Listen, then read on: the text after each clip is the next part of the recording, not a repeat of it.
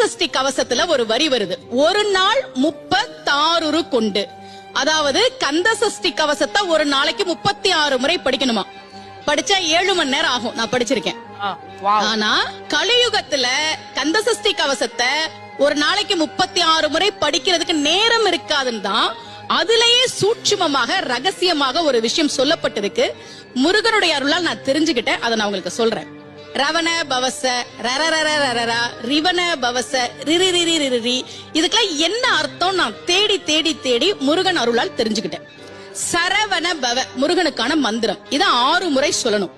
இப்ப சாவ தூக்கி பின்னாடி போட்டீங்கன்னா ரவண பவச, அத 6 முறை சொல்லணும். இப்ப ராவ தூக்கி பின்னாடி போட்டா வனப வசர, வாவ தூக்கி பின்னாடி போட்டா நபவ சரவ, இப்ப நாவ தூக்கி பின்னாடி போட்டா பவ சரவண, பாவ தூக்கி பின்னாடி போட்டா வசர வனப.